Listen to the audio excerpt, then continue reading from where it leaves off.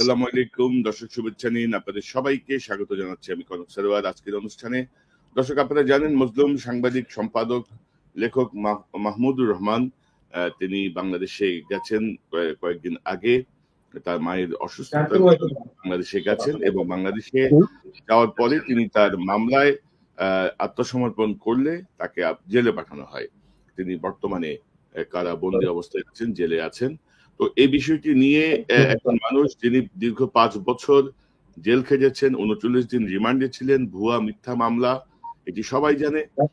এই মামলায় তিনি আত্মসমর্পণ করলে তাকে কি কারণে জেলে যেতে হবে এই বিষয়টি আমাদের কাছে স্পষ্ট নয় এবং এটি বর্তমান সরকারের একটি অযোগ্যতা এবং অদক্ষতার বহিঃপ্রকাশ বলে আমরা মনে করি।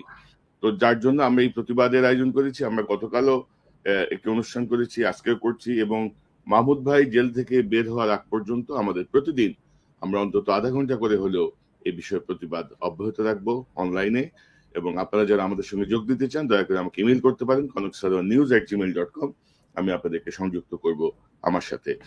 তো আজকে আমার সঙ্গে মাহমুদ ভাইয়ের এই আটকের প্রতিবাদ নিয়ে যোগ দিচ্ছেন আপনাদের অত্যন্ত পরিচিত সাংবাদিক, কলামিস্ট, মেরিন ইঞ্জিনিয়ার জনাব মিনার রশিদ। মিনার ভাই, আপনাকে স্বাগত জানাচ্ছি। আমার সঙ্গে যোগ দিচ্ছেন আপনাদের অত্যন্ত প্রিয় সাংবাদিক, সোশ্যাল মিডিয়া অ্যাক্টিভিস্ট, ইউটিউবার জনাব ইলিয়াস হোসেন। ইলিয়াস, আপনাকে স্বাগত জানাচ্ছি আজকের অনুষ্ঠানে।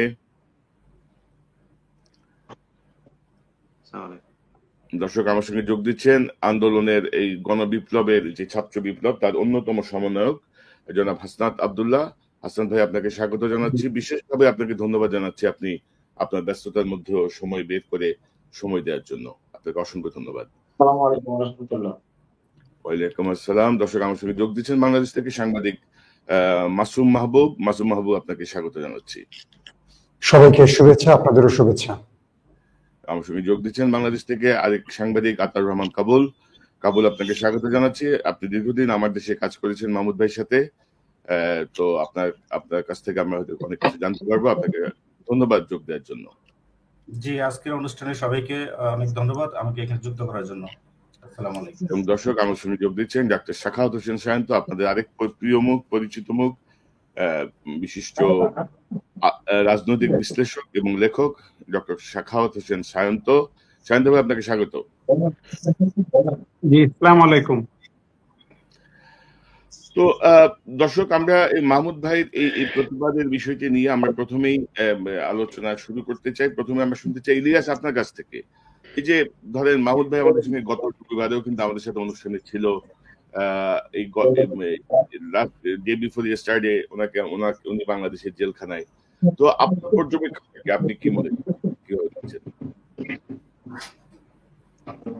আসসালামু আলাইকুম।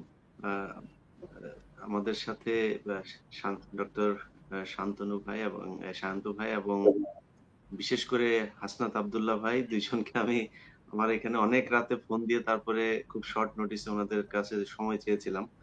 আপনাদের দুইজনকে ধন্যবাদ সময় দেওয়ার জন্য। হাসনাত আব্দুল্লাহ ভাই অনেক ব্যস্ততার মাঝখানে সময় দিয়েছেন এবং শান্ত ভাইয়ের একটা মিটিং ক্যান্সেল করে আমাদের সাথে যুক্ত হয়েছেন উনি। যাই হোক, আপনি যে প্রশ্নটা করেছেন সেই প্রশ্নের এখন যে ব্যাখ্যা দাঁড়িয়েছে, মানে আমরা আসলে পুরো সরকারকে নিয়ে কথা বলতে চাই না, কারণ ডক্টর মোহাম্মদ ইউনূস তাকে নিয়ে যে যত কথাই বলুক যে এই সরকার 10 বছর 20 বছর থাকবে, আমি আমার জায়গা থেকে আমার যতটুকু কানেকশন আছে, যতটুকু গুরুত্বপূর্ণ মানুষের সাথে কথা বলার সুযোগ আছে, সেখান থেকে বলে ডক্টর মোহাম্মদ ইউনূসের সেই ইচ্ছা কখনোই নাই যে উনি দীর্ঘ সময় বাংলাদেশের ক্ষমতা এইভাবে ধরে রাখতে চান। তো আমরা স্পেসিফিক যদি নাকি কথা বলি তাহলে এই সেক্টরটার সাথে আসিফ নজরুল যদি আইন উপদেষ্টা হিসেবে তিনাকে বলি, আমরা অনেকদিন ধরে আমি নিজে আমার ব্যক্তিগত ইউটিউব চ্যানেলে এবং আমাদের এই অনুষ্ঠানটাতেও, যেটা আমরা প্রতি রোববার করছি, সাংবাদিকদের যে একটা প্ল্যাটফর্ম, সেখান থেকে কথা বলছি, সেইখানেও আমি একই কথা বলেছি যে আমরা যারা বাইরে আছে, যাদের বিরুদ্ধে মামলা হয়েছিল এই সরকারের ষড়যন্ত্রমূলক মামলাগুলো, সেই মামলাগুলোর ব্যাপারে একটা ব্যবস্থা নিতে, তারা দেশে যাওয়ার আগে, যেমন আমি ধরেন দেশে যাব, আপনি দেশে যাবেন, আমরা যাওয়ার আগে এই বিষয়গুলো নিয়ে কথা বলা দরকার ছিল। আমি জানি না যে ডাক্তার সাখাওয়াত ভাই ওনার বিরুদ্ধে কোনো মামলা আছে কিনা। উনি যেভাবে কথা বলতেন মামলা থাকাটা খুবই মানে প্রাসঙ্গিক, এটা থাকা আমি মনে করি আছে বোধহয়, জানি না আমি সত্যি যদিও। তো এখন এই যে মামলাগুলোর বিষয়ে এই যারা এতদিন ধরে কথা বললো, কথা তো শুধু ডক্টর আসিফ নজরুল একা বলেন নাই, এবং এখানে অনেক মানুষের রক্ত আছে, অনেক মানুষের পরিবারের আহ, বিসর্জন আছে, এগুলোর মধ্য দিয়ে আজকে একটা সরকার গঠিত হয়েছে। এমনকি আজকে এই সমন্বয়কদের একজন এখানে উপস্থিত আছেন। আমি জানি না যে সমন্বয়কদেরকেও কতটুকু মূল্যায়ন করা হয়। তারা যেই সময়টাতে এ হাসনাত আব্দুল্লাহ যখন কথা বলেছেন ওই সময়টাতে তো আমরা জানি না যে শেখ হাসিনা এইভাবে পালিয়ে যাবেন। তাদের জীবনটা কি হতো, তারা কি অবস্থায় পড়তেন পরের পরিস্থিতি। আজকে যদি শেখ হাসিনা থাকতো তাহলে কি হতো, হাসনাত আব্দুল্লাহ আজকে তাকে পাওয়া যেত কিনা আমরা জানি না। তো এই মানুষগুলোর ব্যাপারে ন্যূনতম একটা কৃতজ্ঞতা বোধ, সম্মান বোধ দেখানো যে উচিত ছিল, সেটা এই সরকার দেখান নাই। বিশেষ করে আমি যেটা বললাম যে আইন মন্ত্রণালয়, তাদের অন্তত উচিত ছিল যে কাদের কাদের বিরুদ্ধে মামলা আছে। স্বাস্থ্য মন্ত্রণালয়ের উচিত ছিল যে কারা কারা হাসপাতালে আছে, কারা মারা গেল, তাদের ক্ষতিপূরণ থেকে শুরু করে এই জায়গাগুলো করা। আমি খুব আশ্চর্য হয়েছি যে এখন ব্যাখ্যা দেওয়া হচ্ছে যে এই ওনার বিরুদ্ধে যে মামলাটা ছিল সেই মামলাটার যে আইনগত যে ব্যাখ্যা, সেই ব্যাখ্যা অনুযায়ী উনি আসলে এটা সংবিধান করা হবে, আইনকে করা হবে, ভাঙা হবে। উনাকে যদি নাকি জেলে না, না ঢুকিয়ে ইলিয়াস তারপরে দেওয়া হয়। ইলিয়াস ইলিয়াস, আমি কি আপনাকে বলি, ধরেন মানুষের জন্য আইন, আইনের জন্য কিন্তু মানুষ না, একদম সহজ বাংলা। অবশ্যই ভাই, আপনি না না মানুষের জন্য আইন না, আমার দরকার নেই ভাই। আমার কথা হচ্ছে যে এখন যে সরকারটা আছে সেই সরকারটা সংবিধানের কোন ধারা অনুযায়ী এই সরকার ক্ষমতায় আছে আপনি আমাকে বলেন। এই এই এই সংবিধানে কি এই সরকারকে অ্যালাউ করে নাকি? তো ওনারা যদি সংবিধান ব্রেক করে যদি আসতে পারে, তাহলে এটার জন্য যদি প্রয়োজন হয় সংবিধান ভায়োলেট করুক, সংবিধান সংশোধন করুক, সংবিধান আবার ফের নতুন করে করুক, এটা স্থগিত করুক, যেইভাবেও করতে হবে। মাহমুদুর রহমান একদিনে তৈরি হয় নাই, মাহমুদুর রহমান এই দেশে ভেসে আসে নাই। তিনি যেই সময় কথা বলেছেন, যেই সময় তিনি তার পত্রিকায় থেকে বের হয়েছেন, সেই সময় মাহমুদুর রহমান কি করেছেন সেটা এই প্রজন্মকে জানতে হবে। অতএব মাহমুদুর রহমানের ব্যাপারে আমি ইলিয়াস দরকার নাই, কিন্তু মাহমুদুর রহমানের ব্যাপারে এই সরকারের খুব বেশি সেন্সিটিভ হওয়া দরকার ছিল। তিনি দেশে যাচ্ছেন, তার ১ সপ্তাহ আগে থেকে ঘোষণা দেওয়া হচ্ছিল যে তিনি দেশে যাবেন। আসিফ নজরুল কি করেন, শাওনের বাসায় গিয়ে ঘুমান না কি করেন, এটা জানতে হবে। যে আসিফ নজরুল, শাওন তাকে এক লিস্ট দেয় আর তিনি নিয়ে ওই শিল্পকলা একাডেমির ডিজি কে বানান, আবার শাওন হচ্ছে গিয়ে আপনার ফেসবুকে পোস্ট করেন যে আপনাকে ধন্যবাদ। আর যেই ব্যক্তিকে ডিজি বানানো হয় সেই ব্যক্তি কয়দিন আগে বলেছেন যে ২০২৪ সালে এসেও নারীরা বুরকা পরে, এটা আমাকে দেখতে হয়। এই হচ্ছে সেই ডিজি। এই জন্য বাংলাদেশ এই হাসনাত আব্দুল্লাহরা স্বাধীন করেনি। মানে তো ইলিয়াস, আমরা যদি একটু বলি আপনাকে, ধরেন বাংলা একাডেমি, এই শিল্পকলা একাডেমি, নজরুল একাডেমি, নানা রকমের একাডেমি নিয়ে সরকার ব্যস্ত হয়ে পড়ছে, যেগুলো লেস ইম্পর্টেন্ট। মানে ইম্পর্টেন্ট জায়গাগুলো কিন্তু সরকারের মনোযোগ খুবই কম। এবং আমি যেটি বলছিলাম যে আইনের, ধরেন একজন মানুষ তার মা মানে এক মৃত্যুশয্যায় অসুস্থ, তাকে দেখার জন্য তিনি তার শিডিউল চেঞ্জ করে দ্রুত দেশে গেলেন। দেশে যাওয়ার পরে যদি এই পরিণতি হয়, এইসব এইসব এদেরকে দিয়ে যে কিছু হবে না, এটা আলটিমেটলি আমরা বুঝতে পারছি। ডক্টর ইউনূসকে আমরা ব্যর্থ করতে চাই না এইসব কিছু ব্যক্তিগত ব্যক্তির জন্য, এবং সেই জায়গাটা আমরা আরো কথা বলবো। হাসনান ভাই, আপনাকে দিয়ে শুরু করি। আপনি আবার কখন বলবেন যে আমার কাজ আছে, আমার চলে যেতে হবে, তার আগে আপনার কাছ থেকে আমরা একটু শুনি কিভাবে দেখছেন মাহমুদুর রহমানের এই গ্রেপ্তারের বিষয়টাকে, আপনারা কিভাবে দেখেন? কারণ উনি কিন্তু ধরেন সেই ২০১৩ সাল থেকেই এই সরকার যে ফ্যাসিবাদের দিকে যাচ্ছে সে বিষয়টিকে সামনে নিয়ে এসেছিলেন এবং ক্রমাগত লিখে গেছেন। মানে অবর্ণনীয় নির্যাতন হয়েছে তার উপর। ৩৯ দিন রিমান্ডে ছিলেন, ৫ বছর জেলে ছিলেন, ৫ বছর দেশের বাইরে। তো কিভাবে দেখেন আপনি? আচ্ছা, প্রথম একটা বিষয় হচ্ছে আমরা যারা আন্দোলনের ফ্রন্ট ফাইটার ছিলাম, সমন্বয় করেছি, আমাদের যে অবস্থাটা কি, মানে আমরা আসলে স্টেটের মধ্যে কি ধরনের বর্তমান অবস্থায় আছি। আমাদের অবস্থা হচ্ছে যে সবকিছুতে মানে জনগণ আমাদের জবাবদিহিতা চায়, কিন্তু আমাদের কোনো ধরনের রেসপন্সিবিলিটি নাই, আমাদের কোনো ধরনের অথরিটি নাই। এই জায়গাটা আমরা একটু স্পষ্ট করে নেই। অর্থাৎ আমাদের যে ভূমিকাটা, সেই ভূমিকাটা হচ্ছে একটা স্বেচ্ছাসেবীমূলক ভূমিকা। আমরা কোনো অথরিটি হোল্ড করি না, আমরা কোনো ধরনের যেটাকে এজেন্সি হোল্ড করি না, এই জায়গাটা একটু স্পষ্ট আমরা সবসময় করার চেষ্টা করি আমাদের জায়গা থেকে। দ্বিতীয় যে বিষয়টি মাহমুদুর রহমান সাহেবের যে বিষয়টি, মাহমুদুর রহমান সাহেব একটা ব্যক্তি না, একটা ইনস্টিটিউশন। কোন ধরনের ইনস্টিটিউশন? যারা আমরা 1/11-এর পরে যে একটা ফেসিবাদের যে একটা কাঠামো তৈরি হওয়ার যে একটা উর্বর ক্ষেত্র তৈরি হয়েছিল, সেটির বিরুদ্ধে যারা যারা কথা বলেছিল তাদের মধ্যে উনি হচ্ছেন অন্যতম।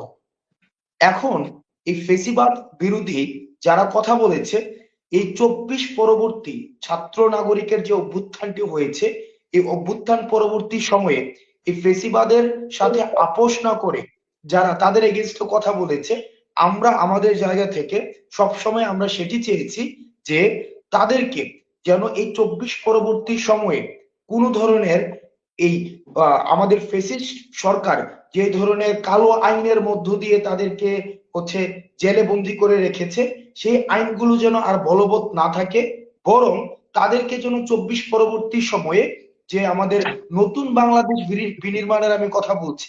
দেখেন, আমি কথা বলছি নতুন বাংলাদেশ বিনির্মাণ, কিন্তু নতুন বাংলাদেশে আমি কালো আইনের মধ্য দিয়ে আবার তাদের বিচারিক কার্যক্রম হচ্ছে আমি অব্যাহত রাখছি। এই দুইটা জিনিস আমি ব্যক্তিগত জায়গা থেকে মনে করি এটা একটা কন্ট্রাডিক্টরি একটা জায়গা।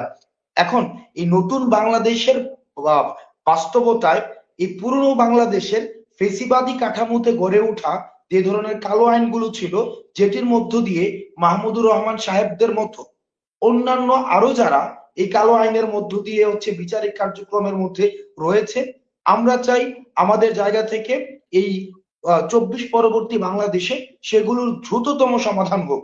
এখন আমরা দেখেছি উনি দেশে এসেছেন উনার অসুস্থ মাকে দেখতে, এবং উনাকে আবার এই কালো আইনের মধ্য দিয়ে আবার হচ্ছে উনার জামিন মঞ্জুর না করে উনাকে কারাগারে পাঠানো হয়েছে। এই জিনিসগুলোকে আমরা ইতিবাচক ভাবে নেইনি। আমরা আশা করেছিলাম যে এই কালো আইনের আর পুনরাবৃত্তি আর হবে না।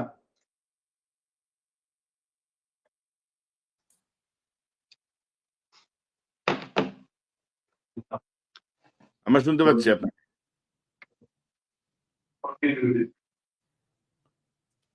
হাসান ভাই, আমরা আমাদের জি জি আমরা আমরা আমাদের জায়গা থেকে এই বিষয়টি স্পষ্ট করতে চাই যে আমরা মানে আমাদের বার্তাটি হচ্ছে যে ফেসিবাদ কাঠামোকে যে ধরনের আইনগুলো, যেটা ক্লাস্টার ক্রিয়েট করা হয়েছে, আমরা যদি 2009 পরিবর্তে ফেসিবাদটা দেখি, এই ফেসিবাদটা কিন্তু একটা একাডেমিক ডিসকোর্সের জায়গা থেকে যদি আমরা আলোচনা করি, সেটা কি ছিল? তারা একটা অ্যাডমিনিস্ট্রেটিভ ক্লাস্টার ক্রিয়েট করেছে, একটা ইন্টেলেকচুয়াল ক্লাস্টার ক্রিয়েট করেছে, একটা জার্নালিস্ট ক্লাস্টার ক্রিয়েট করেছে।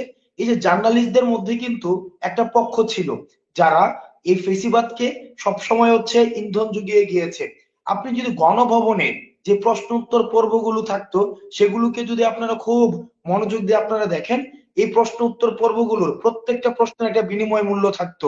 অর্থাৎ আমরা যখন দেখতাম যে সাংবাদিকরা তৎকালীন সময় হাসিনাকে প্রশ্ন করছে, এই প্রশ্ন করার উদ্দেশ্য ছিল কি, হয়তো পূর্বাচল একটা প্লট পাবে, অথবা ইউনাইটেড নেশনস এ সফরে যাবে।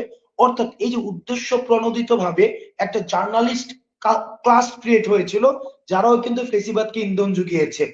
এখন আমরা যদি এই 24 পরবর্তী সময়েও এই একই ধরনের প্রবণতার বা আমরা যদি কোনো ধরনের আভাস দেখতে পাই, সেই জিনিসগুলোকে আমরা অবশ্যই মেনে নিব না। এখন এই যে মাহমুদুর রহমান সাহেব, উনি হচ্ছেন আমাদের সিম্বল। ফেসিবাদের এগেনস্টে যারা কথা বলে গিয়েছে ওই সময়টিতে, তাদের সিম্বল হচ্ছে মাহমুদুর রহমান সাহেব।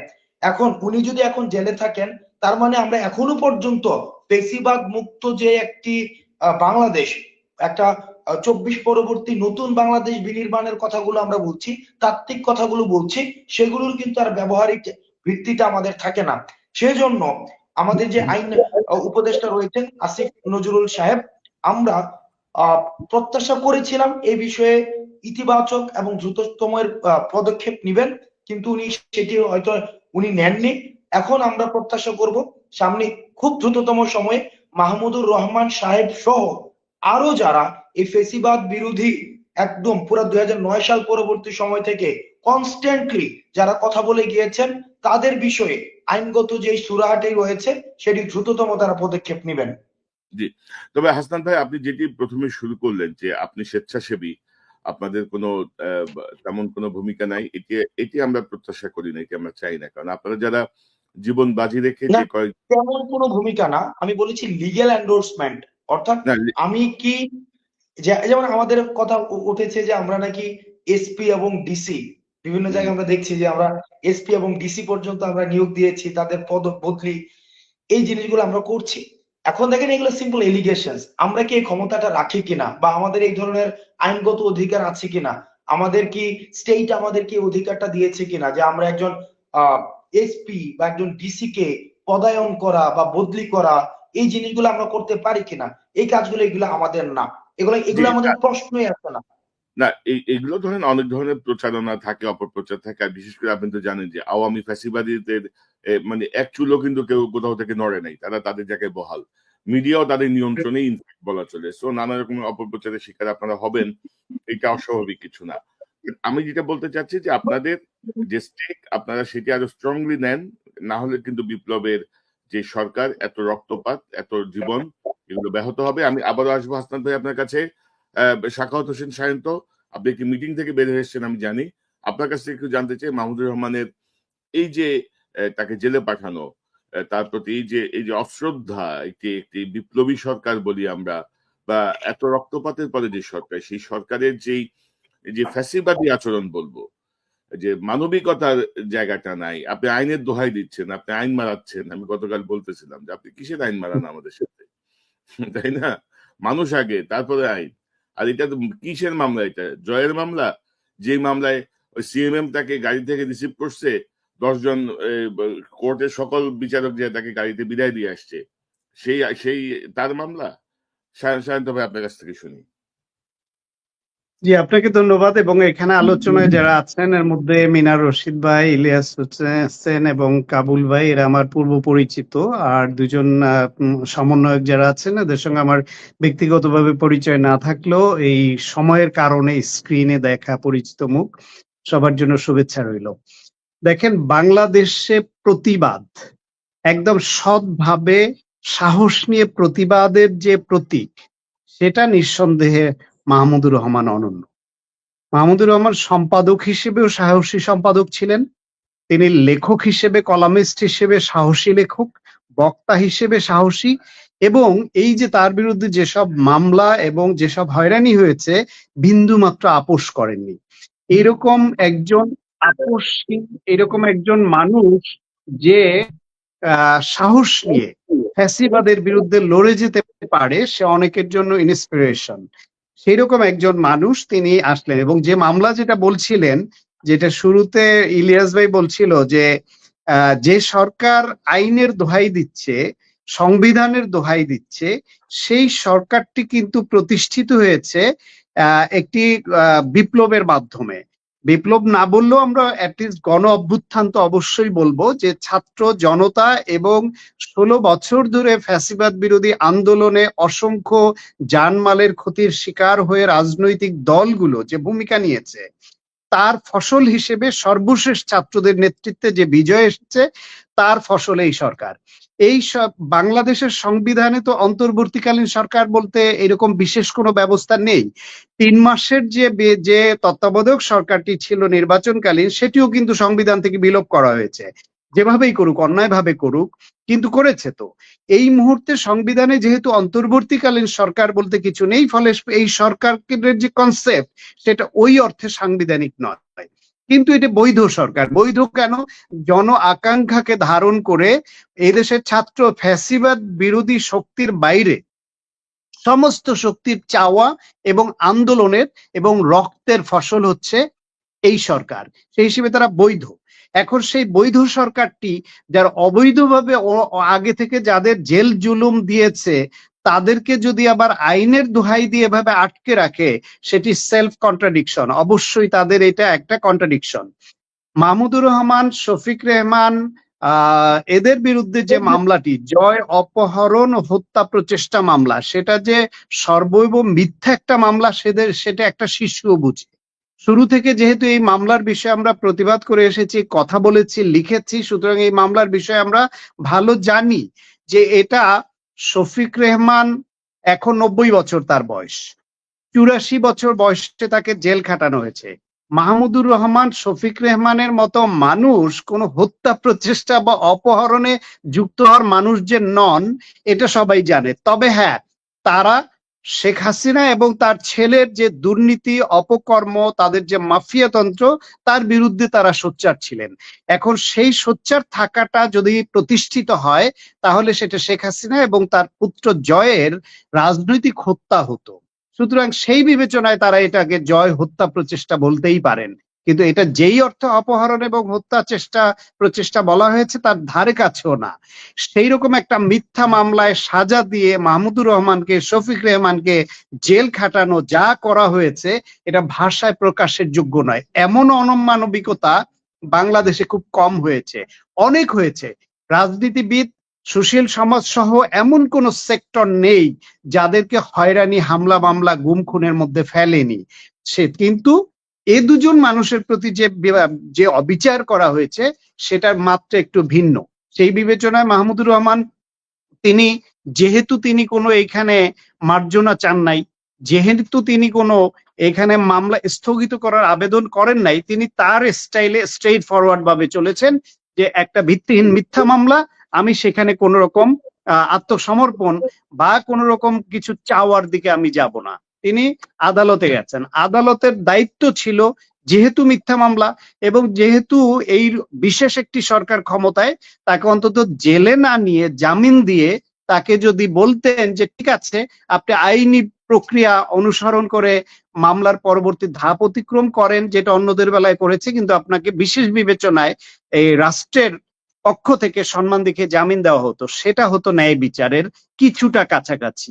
তাদের জীবন থেকে যে সময় কেড়ে নেওয়া হয়েছে, যে ক্ষতি করা হয়েছে, যে নির্যাতন করা হয়েছে, সামাজিক, পারিবারিক, রাজনৈতিক, অর্থনৈতিক সহ সমস্ত দিক থেকে তাদের যে ক্ষতির শিকার করা হয়েছে, সেটি কি এই সরকার কিংবা আমরা কেউ কোনোদিন ফিরিয়ে দিতে পারবো? তা তো পারবো না, কিন্তু ন্যূনতম এটুকু সম্মান তো তাদের দেখানো যেত যে আপনাকে জামিন দেয়া হলো সসম্মানে, এরপর বাকি আইনি প্রক্রিয়া আপনি অবলম্বন করুন, সেটুকুও দেখায়নি। আসলে এই সরকারে যারা আছেন তাদের মধ্যে কেন যেন একটা আত্ম অহমিকা কোথাও কোথাও ভর করেছে, এবং স্বৈরাচারের আগের তাদের সঙ্গী, ফ্যাসিবাদের সঙ্গী, তাদেরকে নতুন মোড়কে এনে কি এক মিশেল সরকার হয়েছে, এবং তাতে করে তারা এমন একটা অবস্থান নিয়েছেন, কখনো বলেন ছাত্ররাই সব করেছে, কখনো বলেন ছাত্র জনতা করেছে, কখনো তারাই সবকিছু করেছেন, এইরকম একটা অবস্থানে তারা আসেন, যেটা মোটেই কাম্য নয়। আমাদের মনে রাখতে হবে 16 বছর ধরে যে হাজারের উপরে মানুষ গুম হয়েছে এই সরকারের হাতে, তাদের স্টেট অ্যাপারেটাসের হাতে, তারা কি রক্ত দেয়নি? তারা কি জীবন দেয়নি? গুম হয়ে আছে যারা, কে বেঁচে আছে আমরা জানি না।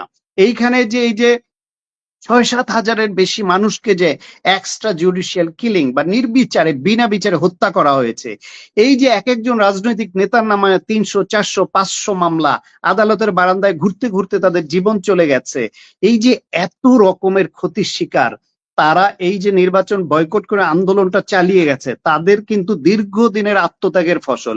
সর্বশেষ রাজনৈতিক শক্তির ব্যানারে আন্দোলন এদেশে নির্বিচারে গুলি চালিয়ে যেইভাবে দমন করা হয়, সেইখান থেকে ভিন্ন একটা প্রেক্ষাপট অবলম্বন করবার জন্য ছাত্রদের নেতৃত্বে সবাই আমরা ঝাঁপিয়ে পড়েছি। আমি একজন চিকিৎসক, আমি একটা মেডিকেল বিশ্ববিদ্যালয়ের শিক্ষক, শুধু কথা বলি এবং লিখি, আমার তো জেলে যাবার কথা নয়। আমি আবু সাইদ ওয়াসিম সহ 6 জন ছাত্র হত্যাকাণ্ডের পরের দিন গায়েবানা জানাজায় গেছি, সেখান থেকে আমাকে গ্রেফতার করে জেলে নিয়ে যাওয়া হলো, 20 দিন জেল খেটে 6 তারিখে বের হলাম। আমার তো এই জেল খাটবার কথা ছিল না, কেন খাটলাম? এটা কি কোনো অবদান নেই এর? এরকম প্রত্যেকটা মানুষের, ফ্যাসিবাদের বিরুদ্ধে যারা, প্রত্যেকে যে যার মতো ভূমিকা রেখেছে। কেউ সরাসরি যুদ্ধ করেছে, কেউ জীবন দিয়েছে, কেউ আহত হয়েছে, পঙ্গু হয়েছে, কেউ ফাইট করেছে, জেল খেটেছে, জুলুমের শিকার হয়েছে, কেউ সহযোগিতা করেছে, যে কিছুই পারেনি দোয়া করেছে। সেই মুক্তিযুদ্ধের মতো গুটি কয়েক মুক্তিযুদ্ধ বিরোধী শক্তির বাইরে দেশের সকল শক্তি যে এরকম মুক্তিযুদ্ধের পক্ষের শক্তি, আজকে এই ফ্যাসিবাদ বিরোধী যে সংগ্রাম, তাতে গুটি কয়েক ওই ফ্যাসিবাদের দোসর এবং তারা ছাড়া বাকি প্রত্যেকে এই গণ অভ্যুত্থানের পক্ষের শক্তি। এদের সবাইকে ওন করে নিয়ে তাদের সম্মানের চোখে দেখতে হবে প্রত্যেককে। সেই সম্মানের অগ্রভাগে যারা থাকা উচিত তার মধ্যে হচ্ছেন মাহমুদুর রহমান, শফিক রেহমানের মতো মানুষটা, কিন্তু সেটি তারা জানায়নি। এটি আমাদের কষ্ট দিয়েছে, আমাদের আহত করেছে। এবং এই সরকারের মধ্যে যে সমন্বয়হীনতা চলছে এই নানান সেক্টরে, কি কি বলবো, ছয়টা কমিশনের 6 জন প্রধান বানায়, আমি বোধহয় একটু সময় বেশি নিয়ে ফেলছি। 6টা কমিশনের 6 জন প্রধান বানায়, আবার তার মধ্যে একজনকে আবার চেঞ্জ করতে হয়। কেন আগে আলাপ করে নেননি, মত নেননি যে চেঞ্জ করতে হবে কেন? ইলিশ দিবেন কি দিবেন না, এক একজন এক এক সিদ্ধান্ত দেন, এক এক কথা বলেন। 10 কমিটি করেন পাঠ্যপুস্তক পরিবর্তনের জন্য, আবার সেই কমিটি আবার বাতিলও করেন। বাতিল করার পরে উপদেষ্টা আবার বলে যে আমরা ইনফরমাল অনানুষ্ঠানিক আলোচনা করেছি, সেটা ভুল ক্রমে প্রজ্ঞাপন হয়ে গেছে। এই হাস্যকর কথাও তারা বলছে। এটা সম্ভব? এই যে 35 বছর চাকরির জন্য দাঁড়িয়ে আজকে এই টিয়ারশেল এবং পড়তে হচ্ছে কেন?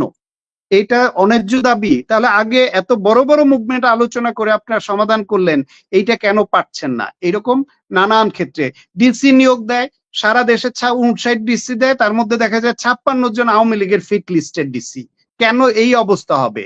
উপদেষ্টা তার সহকারী সব নিয়োগ দিচ্ছে, দেখা যাচ্ছে সেই ফ্যাসিবাদের ভূত, আগে যারা ফ্যাসিবাদের পারপাস সার্ভ করেছে তাদেরকেই নেওয়া হচ্ছে। এইরকম নানান ক্ষেত্রে যে সমন্বয়হীনতা, এদের যে ভূমিকা ইতিমধ্যে প্রশ্নবিদ্ধ হতে শুরু করেছে। কিন্তু এটা তো আমরা চাই না। এই সরকার যদি ফেল করে তাহলে গোটা দেশ ফেল করবে, আমাদের অভ্যুত্থান ফেল করবে, আমাদের এত মানুষের রক্ত দেওয়া বৃথা যাবে। আমরা যে ভবিষ্যৎ গণতান্ত্রিক জনকল্যাণমুখী রাষ্ট্র চাই, আমাদের যে চেষ্টা সেটা ফেল করবে। সেই জন্য এই সরকারের উচিত এই যে ফ্যাসিবাদ বিরোধী যে শক্তি, সবার সমর্থন যেভাবে পেয়েছে সেটাকে ধরে রেখে এগিয়ে যাওয়া। কিন্তু সেখানে লক্ষণটা শুভ ঠেকছে না। কিন্তু আমরা এদেরকে সহযোগিতা করতে চাই, সঙ্গে থাকতে চাই এবং একসঙ্গে এগিয়ে নিয়ে এই অভ্যুত্থানের যে স্পিরিট, এই যে রক্ত, এই যে এত জানমালের ক্ষতি, এর বিনিময় কিছু দিয়ে আপনি দিতে পারবেন না। শুধুমাত্র গণতান্ত্রিক একটি কল্যাণমুখী রাষ্ট্র দিয়ে এদের প্রতি শ্রদ্ধা জানানো যায়। সুতরাং এটা সফল করতেই হবে। জি শান্ত ভাই, খুবই ভালো বলেছেন আপনি। এবং মাহমুদ ভাই বিষয়টা নিয়ে আমি যদি জাস্ট একটা বিষয় বলি, যে যেদিন উনি কোর্টে গেলেন সকালবেলা, সেদিন মানে এই সংক্রান্ত জায়গার অত্যন্ত উচ্চ পদস্থ একজনকে আমি বললাম, উনি বলতেছে ভাই মাহমুদ ভাইকে তো আমরা বলছিলাম একটা অ্যাপ্লিকেশন করতে। আমি যে মাহমুদ ভাই জীবন অ্যাপ্লিকেশন করবে না। তো একটা অন্তত কাজ করেন আপনারা, ওনার জামিনের হিয়ারিংটা আপনারা আরো 10 দিন পরে করেন বা 15 দিন পরে ডেট দিয়ে দেন। এবং মানে অন্তত না মা অসুস্থ, মায়ের কাছে থাকুক, জাস্ট দেশে যে নামছেন এর মধ্যে আপনারা ওনার সঙ্গে কমিউনিকেট করেন ভাই, সেটাও তাদের মাথায় ঢোকে নাই। এটা কিন্তু সম্ভব, কিন্তু যে আমি মাহমুদ ভাইয়ের মানসিক দৃঢ়তা কোন জায়গায় কনক ভাই বলি। আমি একটা অনুরোধ পাঠিয়েছিলাম যে পিজি হাসপাতালে উনি এলে ওনাকে একটা কেবিনে একজন ডাক্তারের অধীনে আমরা ভর্তি করাই, যেটা শফিক ভাইকে আগে করিয়েছিলাম। ভর্তি করানোর পর উনি এখান থেকে জেলে যান, যাতে ওনাকে ওই আদালতে যান, আদালত থেকে ওনাকে জেলে না দিয়ে হসপিটালেই পাঠাতে পারেন, তারপর বাকি প্রক্রিয়া চললো। সেটাও রাজি হন নাই, বললেন না আমি এই অভিনয় আমি করতে যাব না। স্পষ্ট আমাকে ধন্যবাদ জানিয়েছেন যে তার জন্য আমি ভেবেছি, কিন্তু এই অভিনয়টা উনি করতে